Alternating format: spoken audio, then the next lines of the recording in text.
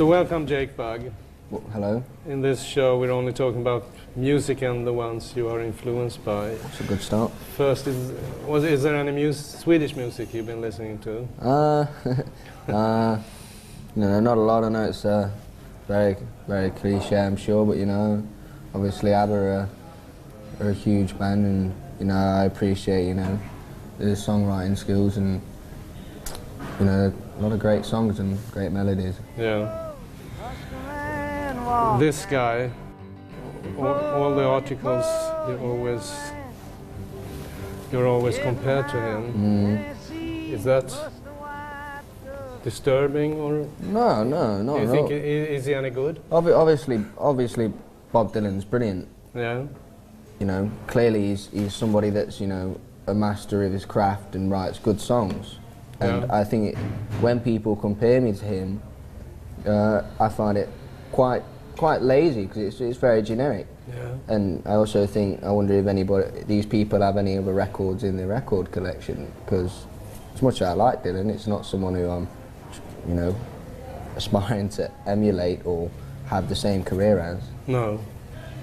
I heard you say that Dylan is brilliant, but not among your top 5 influences. Well, it's very hard to pick a top 5. Yeah. I mean, I think there's artists that, it all depends what mood I'm in.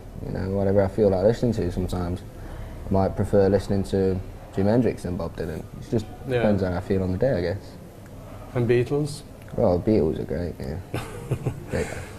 And if we take Beatles, when did you listen to them? When you were small, or? Yeah, well, obviously, with them being like as huge as they were, I came across them songs, a lot of them songs when I was very young, but I didn't really appreciate music or understand it or have any interest in it until I was about 12 years old. Yeah. And then obviously these people like Dylan, Jimi Hendrix and Beatles, they become influences over time. Any songs by those, like Beatles or Jimi Hendrix, you like most? I could listen to every song. No, even I could listen to Jimi Hendrix just jamming away for 8 minutes. Yeah.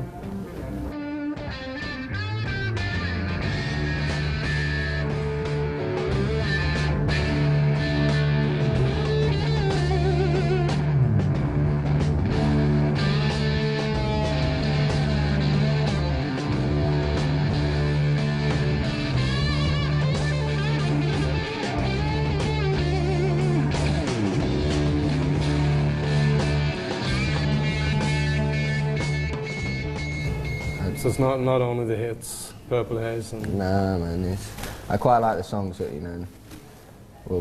that are probably not the hits. Apart from Voodoo Child is a great riff, isn't it? Yeah. Jimi Hendrix, great riff.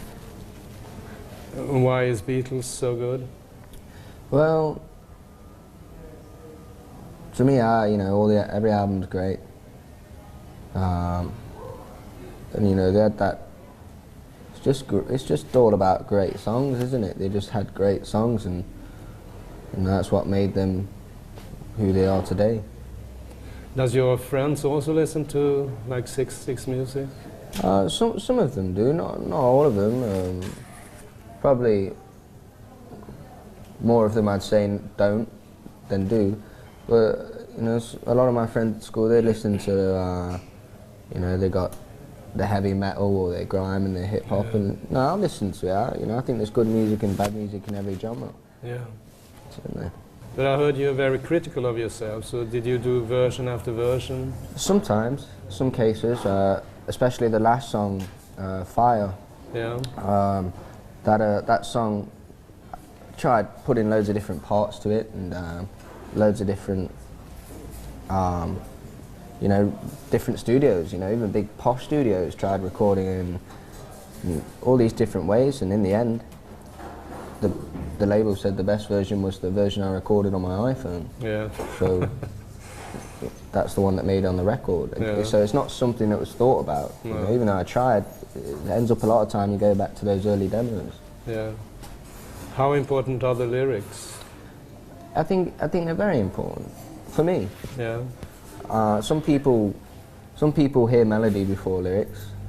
I do that quite a bit, but it depends. If someone like Dylan, who we mentioned earlier, his songs, you know, they're just very repetitive melody-wise because he's telling a story. And I think if you, in that case, it's not so much about the melody in the song; it's more about what you're trying to say. Yes. And then you're listening to the lyrics more. So when I'm writing,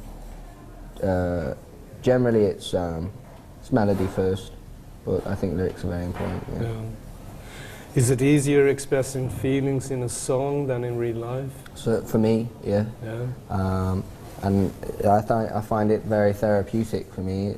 Music is a way for me to express myself and my emotions and things that, you know, like a song Two Fingers is a very personal song to me, and it was a way of me expressing that in a way that I felt most comfortable with. Yeah. And I didn't, you know, it was a tough song because I didn't want to I could have annoyed a lot of people, so I was very careful with what lyrics I chose and how I put that across. But it's soul cleansing for me. So you censored yourself? So what? You censored yourself? A sense what exactly? That you took away stuff you didn't want? Well, I mean, I didn't want to suppress anything. No. I wanted to be as honest as I could, and I was just singing about a personal experience for me. Yeah. But it so happens that you know, that personal experience I had is quite relevant and isn't so uncommon to a lot of people my age and where I come from. Yeah. How does it feel that songs you wrote people all over the world want to hear? Ah, well, it's great. I mean, I write music because I love to write songs, and if people can take something away from those songs, and if it makes one person's day, if I can make one person's day of a song, because I know when I listen to a song that it can make my day. So if I can make somebody's day of my songs, that'll make my day. So well, but if people don't like it, then I don't care either. I'm still going to write songs because that's what I like. But did you ever think you would get a #1 album? No, never. I mean, it's the kind of things that I thought about and dreamt when I was first started playing music, but I never once thought it would ever happen, no. Okay. Is it true you heard Vincent by Don McLean when you were 12 and that started it all? Starry, starry night, flaming flowers that brightly blaze, swirling clouds in violet haze, reflect in Vincent's eyes of china blue, colors changing hue, morning fields of amber grain, weathered faces lined in pain. Yeah, well that's correct, yeah. I mean, that was the first time I'd heard a piece of music and thought, wow, like, what's that? And why I liked it, I didn't know, and I guess that's what the interest was. You don't know why a piece of music, you know, pricks up your ears, let's say. And well, that initial feeling of discovery, that excitement when you discover a new track it's a bit of an addiction for me, and that was the first time I'd ever experienced it. What made it so that it got into your heart? Well, I don't know. That's what the interest is. I don't understand. No. And that's the appeal. Because you want to understand. Yeah. Did you actually met Don McLean? Yeah, it was an awkward one, yeah. What happened? Well, I was about 14, and it's, you know, I've met a few people that have been an influence, but I've met them all through music. Yes. And so it just seems quite normal, like nothing weird. But when I met Don McLean, about 14, I thought, yeah, I'll ask him loads of questions, yeah. And then I got there, he was like, what's your name? Just didn't know what to say. I was like, what?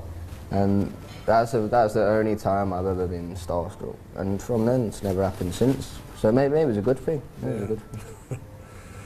So how old were you when you started writing your own songs? About that time, about when I was 14. And I just one day I thought, I was playing covers up to that point, and I thought, well, all these songs I enjoy listening to, and these artists I really love, it's their own material,